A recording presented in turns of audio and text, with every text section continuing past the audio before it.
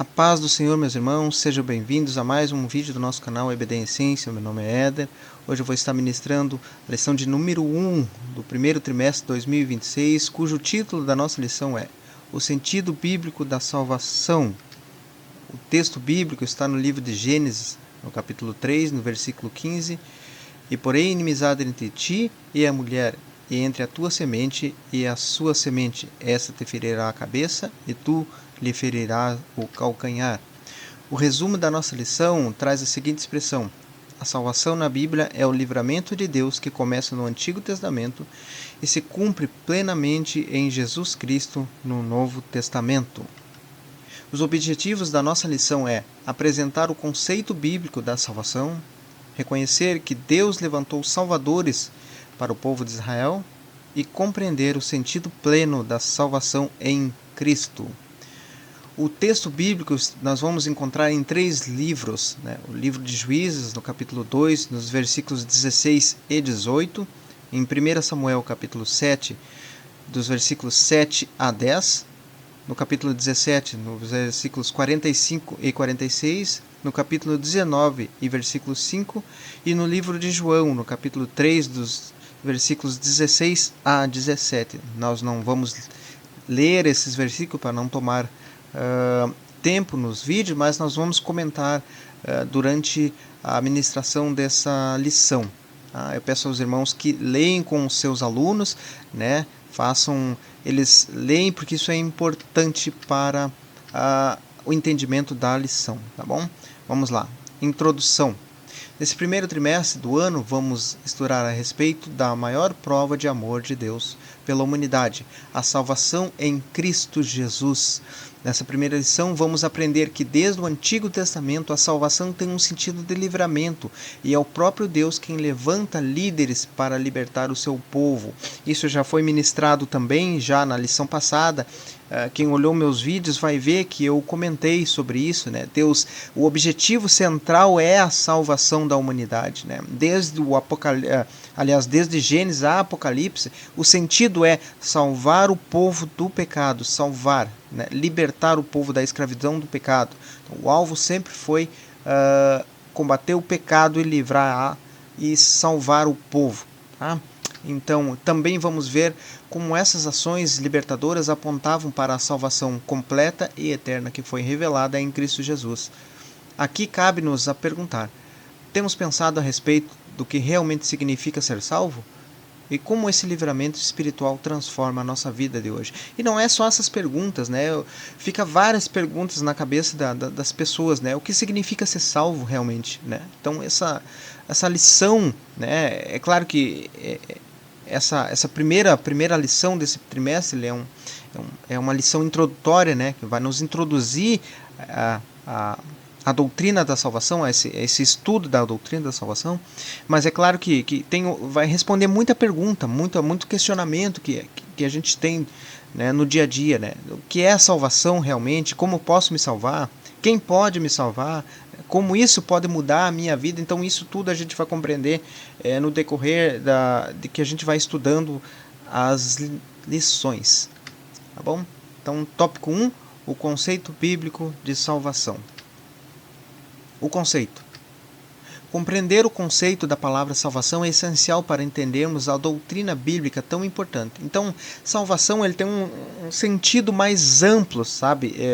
Ele é um conceito amplo de libertação de um estado indesejável, ou seja, de um estado que você foi colocado ali ou que você mesmo se colocou, um estado que você não queria estar ali, entendeu? Então ele abrange todo esse contexto, mas no contexto religioso, especialmente o cristão, ele se refere à libertação de pecados e a condenação através da fé em Jesus. Então a gente entende mais de salvação dentro do nosso meio cristão como uma libertação de pecados, daquilo que nos amarra, daquilo que nos daquilo que nos traz para baixo, daquilo que nos aprisiona, então, e da condenação eterna através fé em Jesus Cristo, né? E qual é essa condenação? A condenação é a morte eterna. Então, através de Jesus Cristo, nós temos a salvação. Ele proporcionou, né, essa salvação para todos nós. Porque destituídos, todos nós pecamos e destituídos da glória de Deus estamos. Então, Jesus, ele vem para, né, promover essa salvação para nós. Ele é o caminho, a verdade e a vida. E sem ele, nós não conseguimos, não há outro caminho a não ser Jesus Cristo. Então, na teologia sistemática, usamos o termo soteriologia, que vem do verbo grego sozo, tá? Sozo, que significa salvar, para nos referirmos ao estudo da salvação. Então, soteriologia, ela se divide em duas palavras, né? Sotério, né? E logia. Sotério vem do grego sozo, né? Que significa salvar, e logia, que é estudo, né? Doutrina. Então, a gente entende soteriologia como estudo ou doutrina da salvação, ou estudo da salvação. Tá? No Novo Testamento, essa palavra aparece na maioria das vezes como sentido de perdão dos pecados e a oportunidade de viver sempre com Deus, mas também pode se referir a curas físicas, né? Então nós temos um relato aqui em Marcos capítulo 5 e 23, né, que diz: "E rogava-lhe muito, dizendo, minha filha está moribunda. Rogo-te que venhas e lhe imponhas as mãos para que sare e viva." Então nós temos essa passagem em Marcos capítulo 5 e 23, né, de um dos principais da sinagoga, né, que vem a Jesus, né, ele roga que imponha as mãos sobre ela e salve, mas quando Jesus chega lá, a menina já morreu, né? É a passagem da ressurreição da filha de Jairo. Então Jesus vai lá e ele ressuscita a filha de Jairo. Então não é só um livramento, a gente vê aqui dentro desse contexto que não foi só um livramento, né, físico, mas também espiritual. A gente vê, né, porque também Jesus vai e ele traz essa menina de volta, né, das garras da morte. Então a gente vê um contexto muito maior dentro desse milagre que aconteceu aí. Então, já no Novo Testamento, o significado mais básico é o livramento, de livramento, seja ele de grandes calamidades, ou seja, da escravidão imposta pelos inimigos. Também a gente vê ali, um pouquinho antes, no mesmo capítulo de Marcos, capítulo 5, a gente vê também a libertação da opressão demoníaca, né? A gente vê ali a libertação do endemoniado gadareno, né? Na região de Gadara, onde Jesus faz essa libertação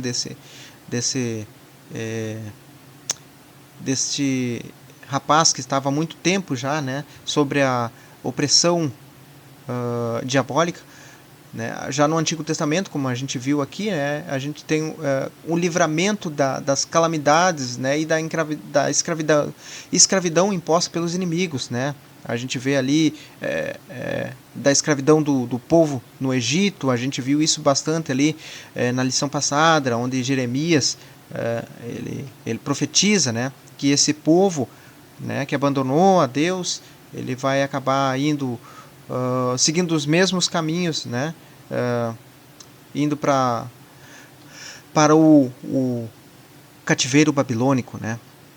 Então a gente vê esse significado mais forte em relação a livramento, tá? No Antigo Testamento. No hebraico, duas palavras principais expressam o conceito de salvação: Natsal e Yasha. Ambas trazem um sentido de livrar ou salvar, podendo se referir a aspectos naturais, jurídicos ou espirituais. Então eu coloquei aqui para que a gente possa entender melhor essas duas palavras, né? Natsa, né, é o uso no livramento de uma situação específica de perigo ou expressão, como Deus livrando Israel do Egito ou de inimigos. Então a gente vê mais essa palavra natsa como ação, né? Ela é usada mais no livramento, numa situação onde Deus usa um meio também, né?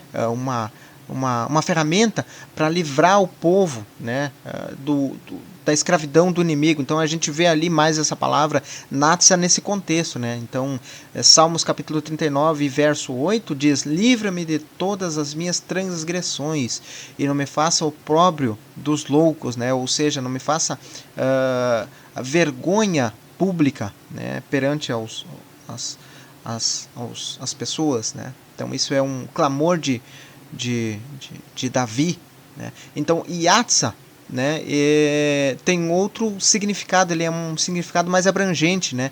Ele engloba a salvação física, espiritual e de vitória em batalha e ajuda. Então ele tem um contexto maior. Já Natsa tem um contexto mais do uso na parte de livramento da opressão.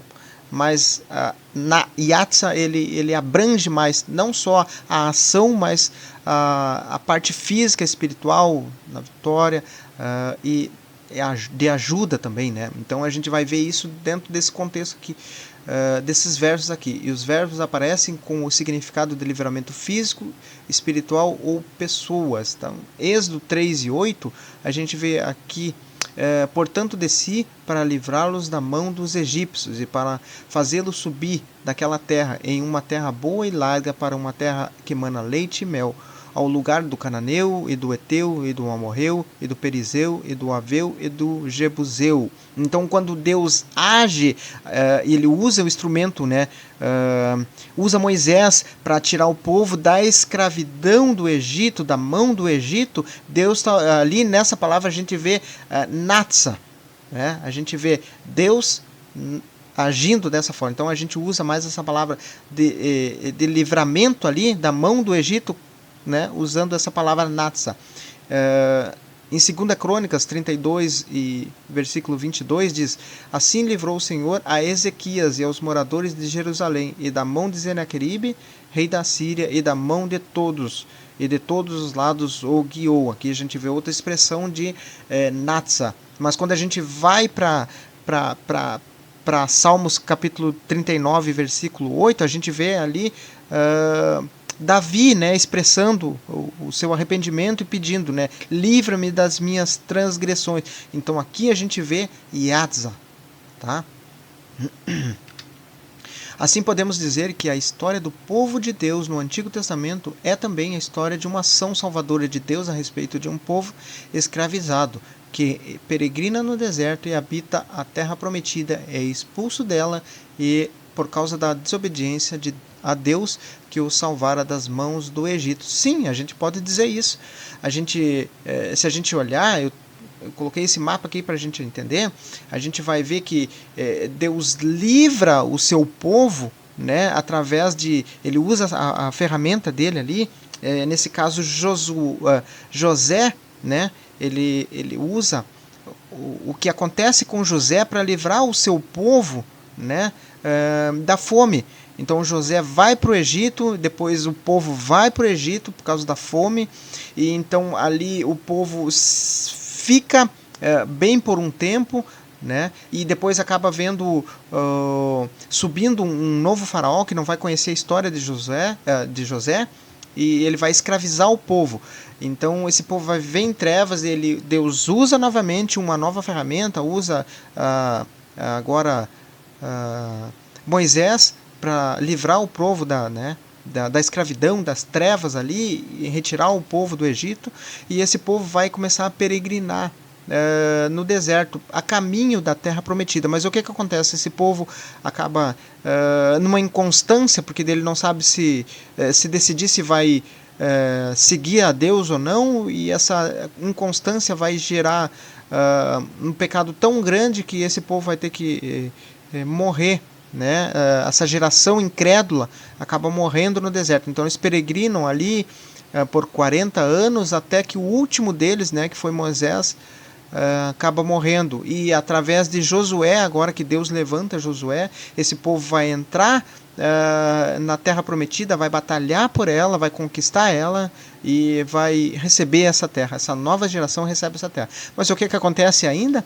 Esse povo acaba se perdendo na idolatria de novo, mais tarde, acaba perdendo tudo aquilo que conquistou, que Deus deu para eles, né? Acaba guerreando entre si, entre irmãos, os reinos acabam se dividindo, e a gente vê que a gente viu na lição passada, né?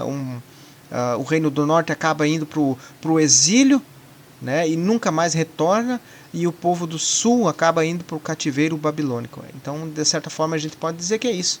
É a história de Deus a respeito de um povo escravizado que em seguida peregrina pelo deserto e habita na terra prometida e é expulso dela por causa da desobediência a Deus que o livrara da mão do faraó do Egito. Deus, o Salvador de Israel. No livro de Êxodo, vemos Deus agindo como libertador de Israel. Sim, a gente vê ali, ele usa, como eu expliquei, Moisés como ferramenta, né, para livrar o seu povo da escravidão. Com mão forte ele enfrenta Faraó e por meio de Moisés liberta o seu povo da escravidão do Egito. Êxodo 14:30. Assim o Senhor salvou Israel naquele dia da mão dos egípcios. E Israel viu os egípcios mortos na praia do mar. No livro de Juízes, Deus continua a levantar líderes, os juízes, para livrar Israel e seus inimigos. Tudo isso mostra que a salvação de Deus é a expressão do seu cuidado e justiça. Em Juízes 2 e versículo 16 diz: E levantou o Senhor juízes que os livraram da mão dos que os despojavam. Então isso significa que Deus sempre levantou não só líderes, mas também juízes para livrar o povo, né, da opressão, daqueles que o roubavam, daqueles que maltratavam o seu povo. Então isso mostra que Deus sempre teve esse cuidado com o seu povo. Deus sempre esteve de olho no que estava acontecendo com o seu povo. Então cada vez que o povo precisava, Deus arranjava um meio de livrar o seu povo, né, de cuidar do seu povo através, né, de líderes, através de juízes. Então no Antigo Testamento Deus no Antigo Testamento deixa claro que ele salvava não porque o povo merecia, mas por causa da aliança e da sua misericórdia, né?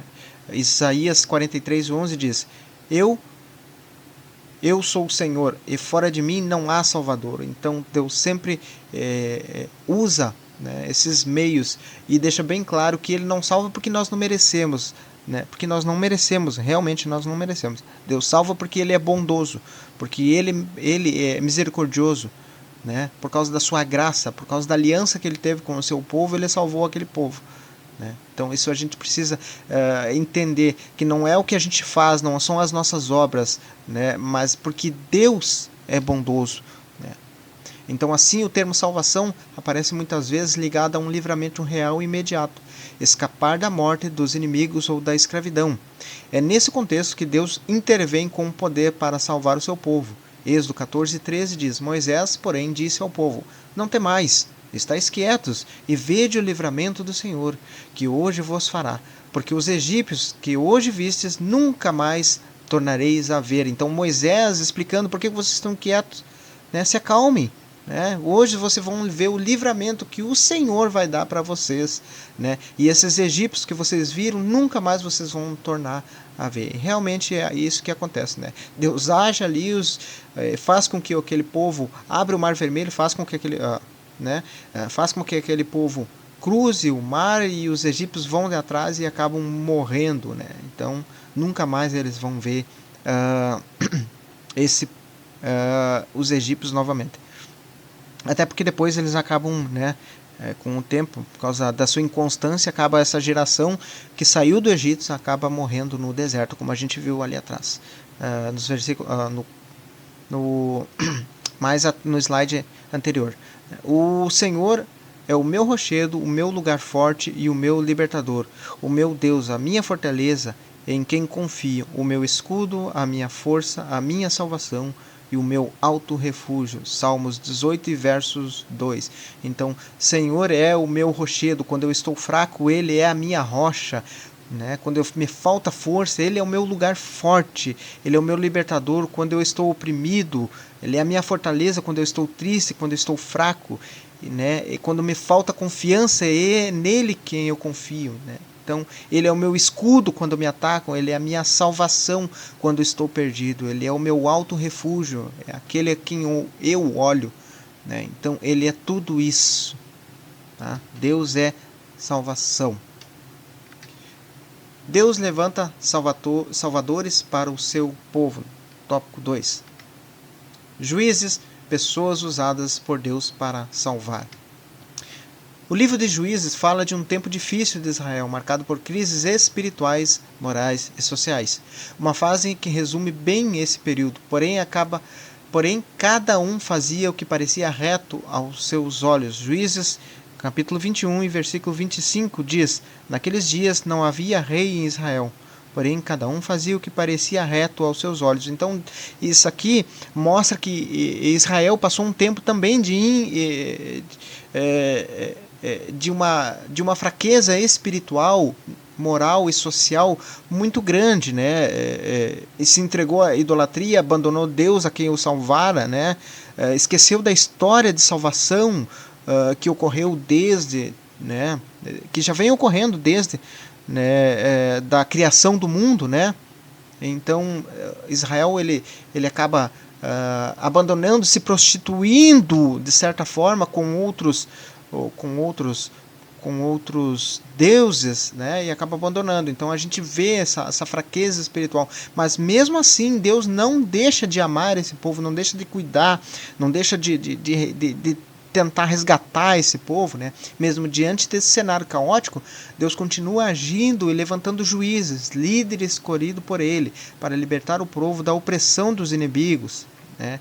Então Juízes capítulo 2 versículo 18 diz: E quando o Senhor lhes levantava juízes, o Senhor era com o juiz e os livrava da mão dos seus inimigos todos os dias daquele juiz, porquanto o Senhor se compadecia deles pelo seu gemido e por causa dos que o oprimiam e o afligiam. Então, sempre quando o povo precisava de um livramento, precisava de uma ajuda, Deus levantava um libertador, né? Então, agora a gente vai ver que Deus sempre levantou juízes para cuidar do povo, né? Para tirar o povo, para conduzir o povo ao caminho certo, para mostrar o real caminho, né? E não foram poucos, né? Foram mais ou menos 14, né? Eu não me lembro quantos são agora. Foi Sansão, foi Débora, foi Jairo, então vários que Deus levantou para cuidar do povo, para fazer o povo caminhar no caminho certo, né? Para se aproximar de Deus. Mas é importante perceber que Deus só levantava esses líderes depois que o povo se arrependia de verdade e clamava por ele, né? Juízes capítulo 3 e 9 diz: E os filhos de Israel clamaram ao Senhor, e o Senhor levantou-lhes um libertador, que o libertou, Otoniel, filho de Kenaz, irmãos de Caleb, o mais novo do que ele. Então, isso era importante a gente perceber, que a libertação não vinha, né? A ajuda não vinha por acaso, né? Precisava de algo junto, né? Precisava de precisava ter algo junto da libertação, né? Então, cada vez que o povo precisava de ajuda, o povo precisava se arrepender de verdade e de clamar. Então a gente vê que a libertação, né, do povo tanto da escravidão como da opressão, né, ele é algo que vem junto com o arrependimento do povo, né, e o clamor do povo. Então, cada vez que o povo clamava e se arrependia dos seus maus caminhos, Deus enviava um libertador para esse povo. Então, era algo que estava acoplado, né, que estava junto, né. O povo precisava se arrepender, né, e precisava clamar. Então daí Deus os ajudava, não era algo que Deus fazia aleatoriamente. Esses juízes geralmente tinham um perfil militar, né, e vinham de diferentes tribos de Israel, ou seja, eles tinham um perfil, uma mão forte, né, uma liderança forte. Otoniel Eude, Débora e Gideão são exemplos de pessoas comuns que Deus usou para trazer paz e restaurar a fidelidade do povo à aliança, ou seja, trazer a salvação, né? Então, Juízes 6, versículo 11 e 12 diz: Então o anjo do Senhor veio e se assentou debaixo do carvalho que está em Ofrá, que pertencia a Joás, a Bizerrita, e Gideão, o seu filho, que está malhando trigo no lagar para salvar dos midianitas. Então o anjo do Senhor lhes apareceu e lhe disse: O Senhor é contigo, homem valoroso. Então cada vez que o povo precisava de ajuda, Deus levantava um libertador. Então aqui a gente vê que Deus levantou, né, Gideão para libertar esse povo. Samuel, a salvação pela liderança espiritual. Quando lemos 1 Samuel capítulo 7, notamos que o povo de Israel estava vivendo uma crise espiritual por causa da corrupção dos sacerdotes, especialmente dos filhos de Eli. Então a gente vê aqui uma clara não uma evidência, mas a história contada sobre os filhos de Samuel. Samuel foi um homem que também era um sacerdote, mas os seus filhos estavam numa corrupção profunda, né? Então a gente vê ali as consequências, né, dessa desobediência desses filhos dele, né? Como consequência, os filisteus venceram Israel e levaram a Arca da Aliança. Então a gente vê dentro dessa história que o povo vai para a guerra pelejar contra os filisteus, achando que Deus estava com eles, porque a Arca da Aliança estava ali, mas a presença de Deus já tinha sido retirada. Ele já tinha saído, sua presença já tinha saído dali. Então eles vão confiantes, mas o que acontece? Eles estavam em pecado, eles estavam longe da presença de Deus. Eles abandonaram Deus no momento que eles precisavam, que eles achavam que eles estavam com tudo. Eles foram e acabaram perdendo a guerra. Morreram os filhos de Eli, uma parte do povo morre, né? Então, e ainda os filisteus levam a Arca da Aliança, a expressão máxima da presença de Deus. Então as consequências nesse episódio foram grandes, né? Foram um estrago terrível, né? 1 Samuel capítulo 4, versículos 10 e 11 diz: Então pelejaram os filisteus, e Israel foi ferido, fugindo cada um para a sua tenda. E foi tão grande o estrago que caíram de Israel 30.000 homens de pé. E foi tomada a arca de Deus, e os 2 filhos de Eli, Ofni e Finéias, morreram.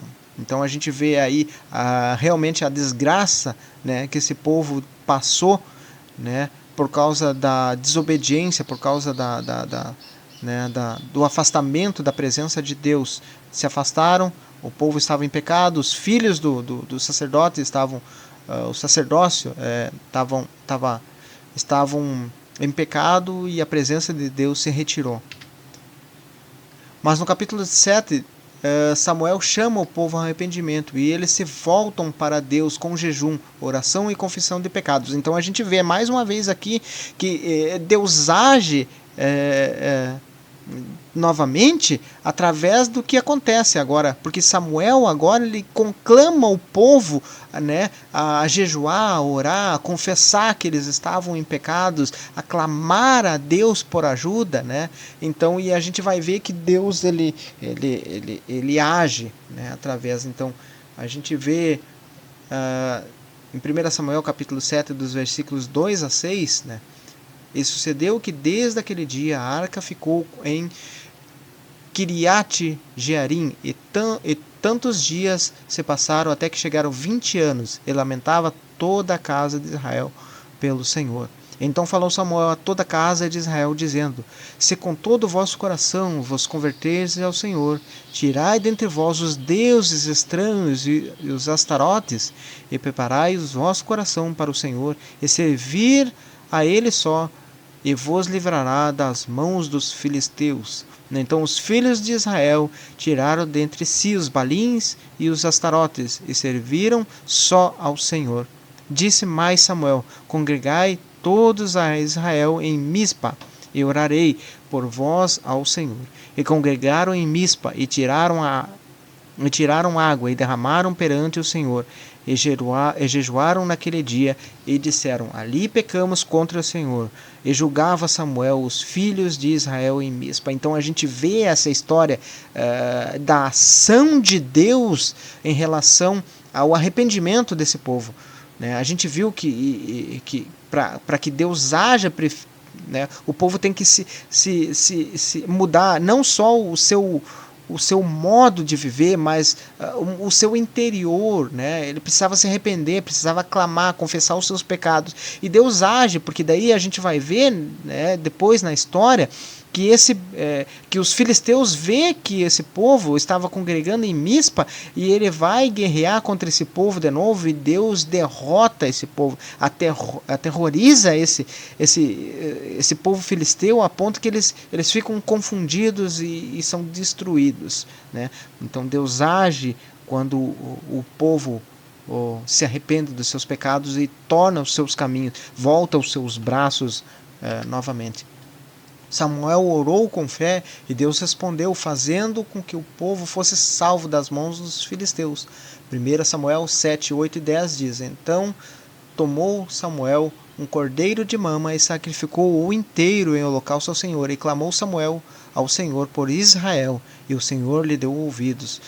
Versículo 10, e sucedeu que, estando Samuel sacrificando o holocausto, os filisteus chegaram à peleja contra Israel, e trovejou o Senhor naquele dia com um grande estrondo sobre os filisteus, e os confundiu de tal modo que foram derrotados diante dos filhos de Israel. Esse episódio mostra como a fé, o arrependimento e uma liderança espiritual foram essenciais para o livramento da nação. Então, quando temos um líder,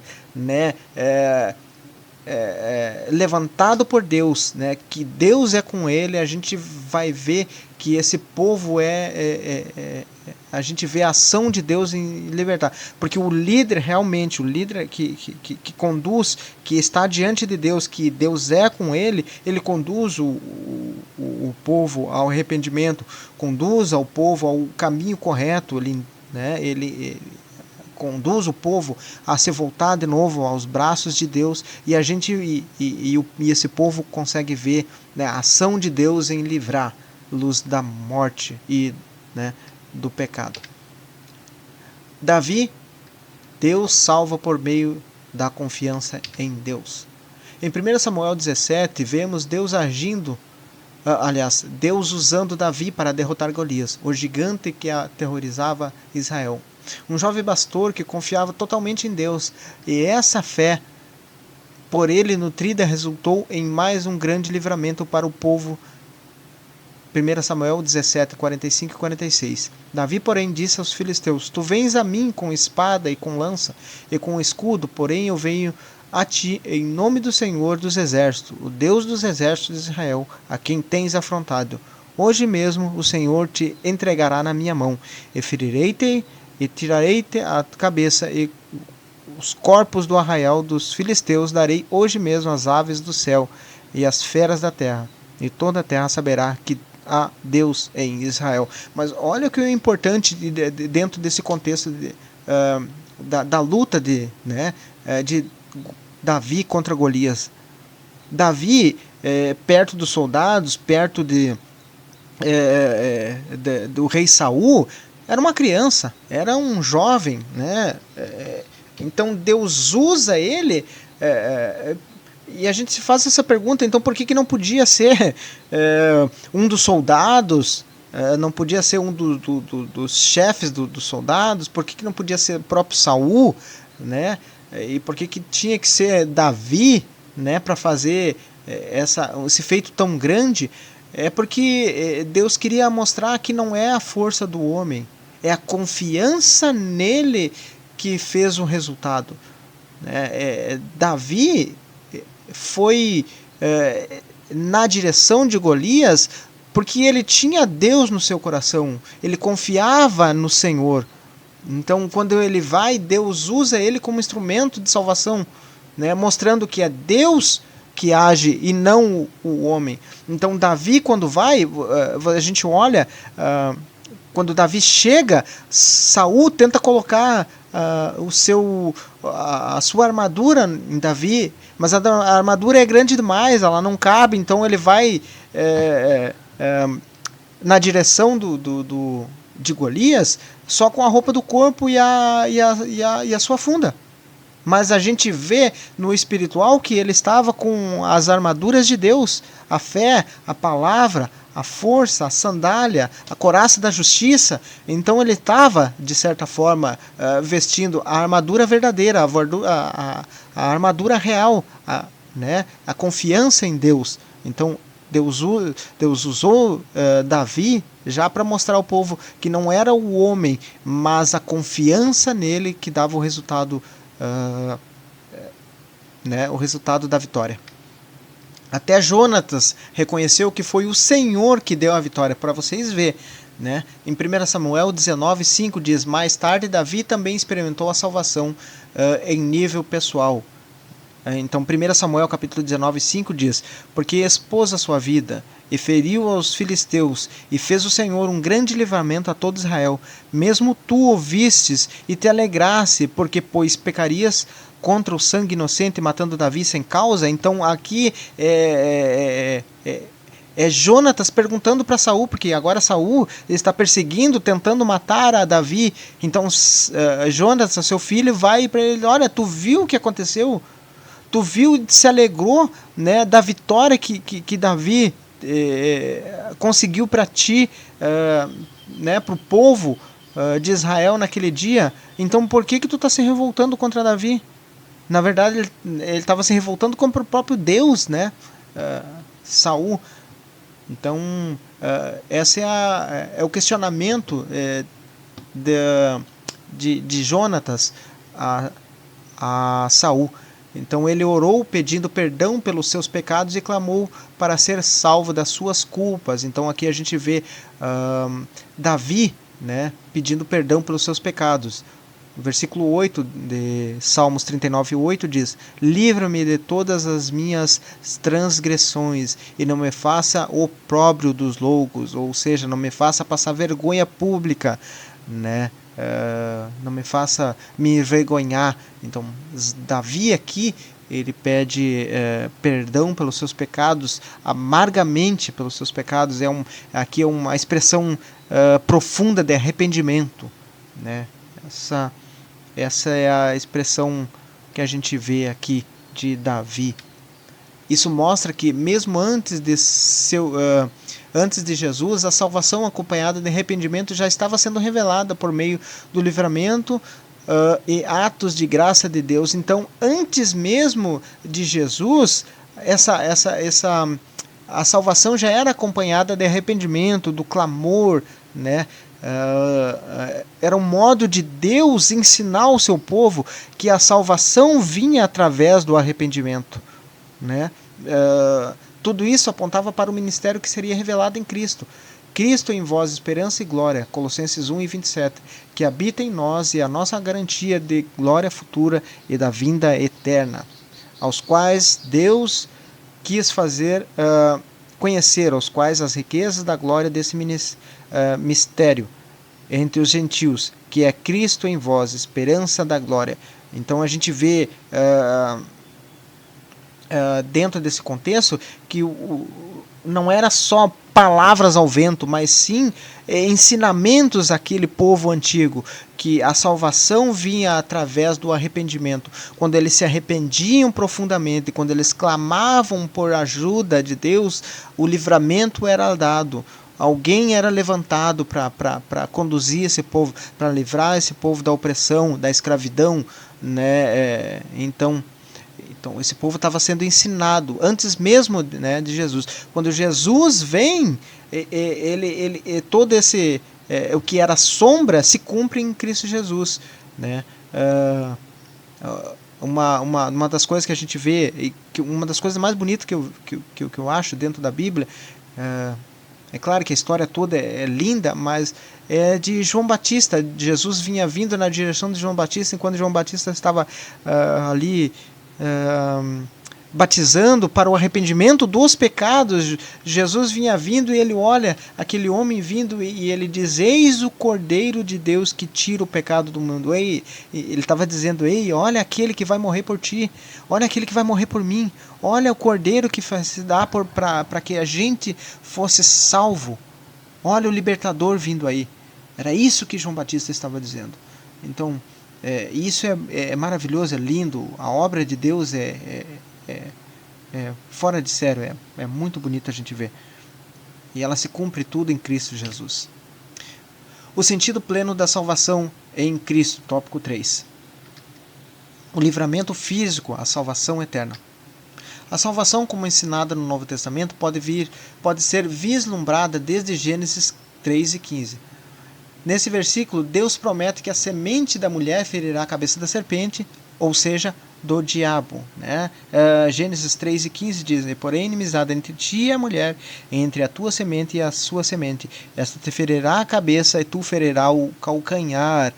Então, por isso, Gênesis 3:15 é conhecido como proto-evangelho, o primeiro anúncio da salvação bíblica. Né? Então, a gente vê dentro desse pequeno versículo que começa lá no Antigo Testamento, né? Esse proto-evangelho, que ali a gente já vê a promessa de salvação, né? Que ia se cumprir em Cristo Jesus. Né? E porém, inimizade entre ti e a mulher, e esta a sua semente, e esta te ferirá a cabeça. Quem ferirá a cabeça?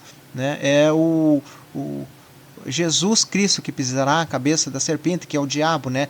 E essa te ferirá o calcanhar. Então, quando a gente vê em ferir o calcanhar, tem a ver, no meu entendimento, gente, como uma traição. Entendeu? Que é o que acontece mais lá. Então, só é traído, porque eu vejo assim, só é traído quem tem alguém.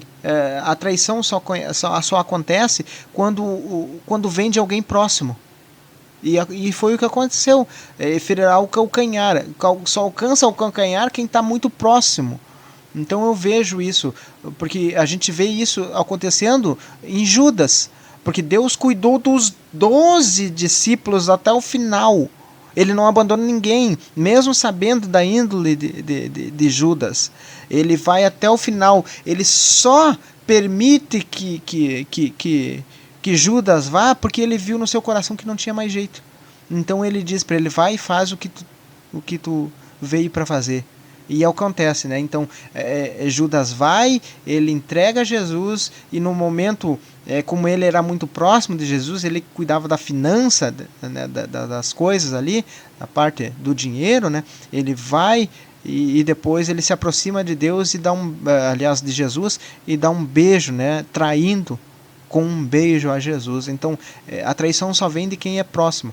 Então este te ferirá a cabeça, que é Deus, né? Porque quando ele fere o calcanhar, quando ele trai, o Satanás acha que ele está destruindo, na verdade ele está levantando, né? Ele está levantando um salvador, e o diabo acaba pisando no seu próprio rabo, né?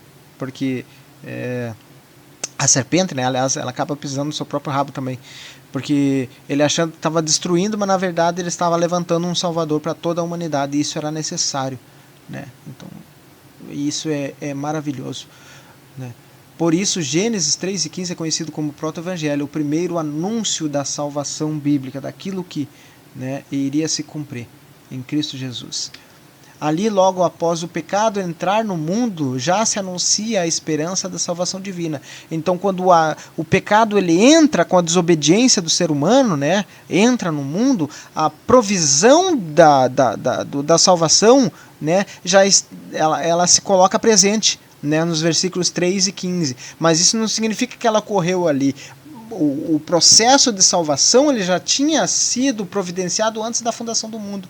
Jesus Cristo, né, a salvação nossa, já sabia do que ocorreria.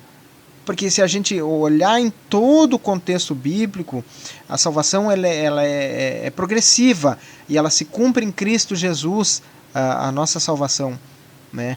É claro que a gente tem que caminhar em obediência, né, até o final, para que a gente receba a coroa da justiça e viva junto de Deus na Nova Jerusalém, na nova cidade, né, alcance, né, a glorificação. Mas o que eu quero me referir é que Jesus Cristo, ele cumpre essa salvação, né, nos resgatando da morte, porque o preço do pecado é a morte, né? Então Jesus, quando morre, ele paga esse pecado, paga todo, né, com seu sangue, ele paga todo a nossa dívida. Ao longo das Escrituras, o sentido de salvação foi se ampliando. Não se trata apenas de livramentos físicos ou nacionais, mas de algo maior, o perdão dos pecados, a reconciliação com Deus e a promessa de vida eterna. Porque o pior de toda, a consequência maior de tudo, não é a morte, gente. Não é a morte. Mas sim o distanciamento de Deus que ocorreu lá com a desobediência. Quando nós se distanciamos de Deus, é como se nós tirássemos o peixe da água. A própria palavra diz que, né, não somos nada. Se a gente olhar, a gente não é nada. Nada sem Deus. Não somos nada. Deus é vida. Nós respiramos Deus. Né? O sopro de vida foi colocado em nós. Quando nós respiramos o ar, nós estamos respirando Deus. Quando o ar é retirado de nós perdemos a vida. Então, o pior de tudo foi perdemos se distanciamos de Deus, né? Então, quando Jesus Cristo ele cumpre com a sua morte, ele nos compra de novo, né? O seu sangue derramado, ele faz a reconciliação com Deus, né? E com a reconciliação vem a promessa de vida eterna. Se todos nós andarmos até o final da nossa vida, né, em Cristo Jesus, acreditando nele, confiando nele e nas suas palavras, a gente vai alcançar a vida eterna, tá? Então, João 3, 16 e 17 diz: porque Deus amou o mundo de tal maneira que deu seu Filho unigênito para todo aquele que nele crê não pereça, mas tenha vida eterna. Porque Deus enviou o seu Filho ao mundo não para que o condenasse o mundo, mas para que o mundo fosse salvo por ele. Jesus como o Salvador prometido. Jesus Cristo é o Salvador anunciado desde o início. Ele é o cumprimento da promessa feita em Gênesis 3 e 15. E porei inimizade entre ti e a mulher, e entre a tua semente e a sua semente. Esta te ferirá a cabeça e tu ferirás o calcanhar. Gênesis 3 e 15. A semente da mulher é o chamado de Jesus, porque ele salvará o mundo dos seus pecados. Então a gente vê desde o início que Jesus Cristo é o cumprimento da promessa feita lá atrás. Mas essa promessa, essa promessa que a gente vê, né, ali em Gênesis 3 e 15, já tinha sido providenciada, né? Já tinha sido o plano de salvação de Deus já tinha sido providenciado. A gente só vê dentro de 3 e 15 a promessa que um Salvador nos seria dado, né? Então, em Mateus 1 e 21, e dará luz ao Filho e chamará o seu nome de Jesus, porque salvará o seu povo de seus pecados. Então, Jesus Cristo é o cumprimento desta promessa. Ele é o verdadeiro libertador, o novo de Davi, que vence não apenas os gigantes humanos, mas o seu maior inimigo, o pecado, porque o pecado é a razão da nossa destruição. O pecado são as nossas amarras, aquilo que nos leva à morte. Então, o agir de Deus, como a gente já viu, né, na lição passada, o foco de Deus é o pecado, é acabar com o pecado, né, e não o ser humano. O ser humano a consequência da destruição do pecado é a salvação da humanidade. Então, quando eu vejo a justiça se fazendo no ser humano, é contra o pecado e não contra o pecador. Então, a ação de Jesus Cristo de salvar o ser humano é contra o pecado, é destruir o pecado. Por isso a Bíblia é clara: em nenhum outro há salvação, não há outro caminho, não há outro Salvador a não ser Jesus. Jesus Cristo é o caminho, a verdade e a vida, e ninguém vai ao Pai se não for por Ele. Atos 4:12 diz: em nenhum outro há salvação, porque também debaixo dos céus e nenhum outro nome há, dado entre os homens, pelo qual devamos ser salvos. Então não há outro caminho, não há outro Salvador, não há outro mediador a não ser Jesus Cristo. Não existe outro caminho. Jesus é o único mediador entre Deus e os homens. 1 Timóteo 2:5. Isso nos mostra a urgência da pregação do Evangelho, porque há um só Deus, um só mediador entre Deus e os homens, Jesus Cristo, homem. 1 Timóteo 2:5. Então, não há outro caminho, não há outro meio de salvação a não ser Jesus Cristo. O ser humano acha que consegue se salvar, através de outros meios, mas não há. É somente em Jesus Cristo. É por isso que a gente vê tanta pessoa se perdendo, porque não conhece a salvação, que foi nos dada. Então é necessário que a gente fale sobre salvação, fale sobre a doutrina do pecado, fale sobre a doutrina da salvação, fale sobre Cristo Jesus, sobre o plano de salvação. Então é necessário que os nossos irmãos, que as pessoas, que os gentios, aqueles que estão afastados da presença de Deus, conheçam realmente a verdade, que é Cristo Jesus. Sem Jesus não há salvação, sem Ele não há reconciliação com o Pai, sem Ele não há vida eterna, pois quem tem a Cristo também tem a vida eterna. E 1 João 5, 11 e 12 diz: e o testemunho é este, que Deus nos deu vida eterna, e esta vida está em seu Filho. Quem tem o Filho tem a vida, quem não tem o Filho de Deus não tem a vida. Então não tem como nós termos a vida eterna sem ter Jesus. A salvação hoje, uma experiência espiritual e eterna. Ser salvo significa sair de uma condição de morte espiritual e entrar em uma nova vida em Cristo. Então, quem está afastado de Cristo, quem está afastado de Deus, está realmente em um estado de morte espiritual. Se sente assim. Eu sei porque eu já estive em um lugar assim. Afastado da presença de Deus, a gente vive no meio da escuridão. Agora, quando a gente passa a conhecer a Cristo Jesus, o nosso Salvador, passa a tê-lo como único, suficiente Salvador, a gente passa da morte, para a vida, a gente passa da escuridão para a luz. Então, sair dessa ser salvo significa realmente sair de uma condição de morte espiritual e entrar em uma nova vida em Cristo. É deixar as trevas para viver na luz.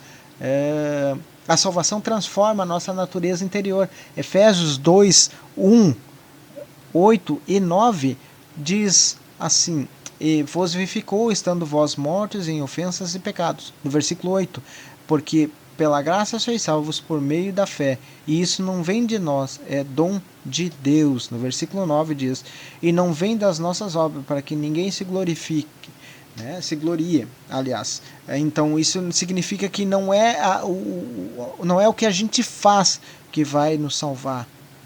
Isso é graça, foi algo que foi nos dado sem que nós mereçamos, porque nós não merecíamos, mas Deus foi bondoso e nos deu a graça. Então não há como se salvar, não há outro meio, não é pelas obras, não é pelo aquilo que a gente faz, não é pelo merecimento, porque nós não merecíamos. É dom de Deus, é graça, é amor, isso, de Deus para conosco. Pelo Espírito Santo, passamos a ter novos pensamentos, sentimentos e desejos alinhados com os valores do reino de Deus.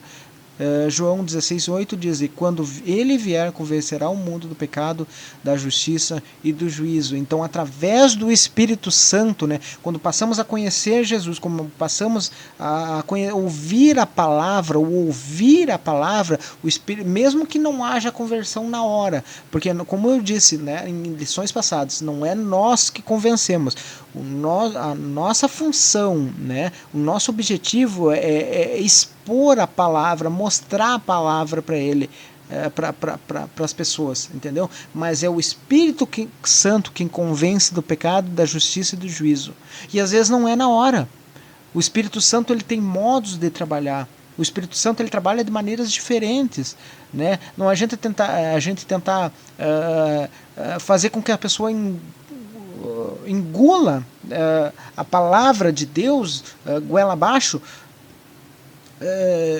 tentando salvar a pessoa, porque não é assim, não é dessa forma, não é por força, mas é por amor, entendeu? Então, quando a gente expõe o pecado para ele através da palavra de Deus, através da verdade, mostra esse Salvador, né? Mostra a Jesus Cristo como o único caminho, né? Como o único mediador, como uma salvação completa nele, mesmo que na hora ele não ouça, mas vai ficar aquilo na memória dele, vai ficar no coração. E uma hora ou outra, quando ele estiver sozinho, né, quando o escudo dele baixar, o Espírito Santo vem e fala com ele. E é nesse momento, quando a gente está no fundo do poço, muitas das vezes acontece isso, quando a gente está no fundo do poço, quando a gente acha que a gente não tem mais força, quando a gente está totalmente largado, que é nesse momento que o Espírito Santo age. Ele diz assim: agora tu não tem onde se agarrar, agora eu vou falar contigo.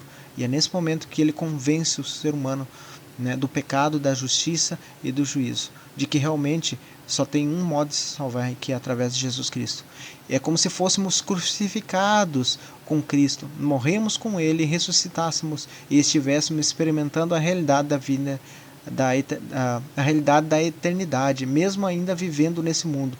E realmente é isso, né? É como se o novo nascimento, né, quando aceitamos a Jesus, é um novo nascimento. É como se nós tivéssemos sido crucificados por nosso pecado, né? Como se tivéssemos morrido com ele, né? E ressuscitamos agora como nova pessoa, como, né? E como um novo ser, né? E a partir desse momento começamos a viver uma vida, uma realidade de eternidade, mesmo sem estarmos lá na eternidade, mas aqui, vivendo uma nova vida em Cristo Jesus. Mas a salvação também é uma dimensão futura. Um dia estaremos com Deus em um corpo glorificado, onde o pecado e a morte não existirão mais. E isso é real, né? A salvação é algo progressivo. A gente tem que continuar cada dia mais e mais e mais, caminhando uma milha, para que quando chegar na eternidade, né, lá onde não haverá mais tristeza nem morte, né, a única coisa que vai haver é a reconciliação, o encontro com Deus, né? Como essa imagem nos mostra, aquele abraço carinhoso e dizer assim: ó, tu venceu, eu venci, né? O mundo, estamos juntos novamente, né? E é isso que Deus espera de cada um de nós, que alcançamos essa vitória. Como diz o apóstolo Paulo, tragada foi a morte pela vitória. 1 Coríntios, capítulo 15, 53, 53 e 54, né? Porque é necessário que o corpo corruptível se revista da incorruptibilidade e que o corpo mortal se revista da imortalidade. E quando esse corpo corruptível se revestir de incorruptibilidade, o que é mortal se revestir de imortalidade, então se cumprirá a palavra que está escrita: tragada foi a morte pela vitória. Conclusão: a salvação é um tema central de toda a Bíblia. No Antigo Testamento vemos Deus livrando seu povo dos inimigos. No Novo Testamento, a salvação é alcançada através da dimensão, de uma nova dimensão. Essa salvação é alcançada em uma nova dimensão, a redenção dos pecados por meio de Cristo. Precisamos compreender esse plano divino como algo contínuo e progressivo, ou seja, durante toda a nossa vida, isso vai se cumprindo na nossa vida até o dia que a gente parte daqui para lá e, né, e ela se cumpra por eterno com a glorificação. Aliás, uma história de amor e de graça que vem sendo revelada desde o Éden. A doutrina da salvação é um convite a refletir sobre o que é Jesus, o que Jesus fez por nós na cruz. Viver com o propósito agora, nesta vida, e manter viva a esperança da eternidade com Deus. Então fechamos aqui a nossa lição de hoje, né? Vou deixar aqui as perguntas, né, para você fazer com seus alunos a hora da revisão, né?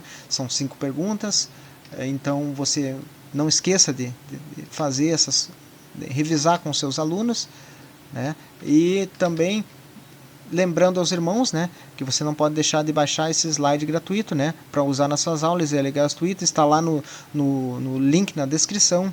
Aproveite para se inscrever no nosso canal e deixe o seu like, tá? Então que Deus abençoe você. Até a próxima lição.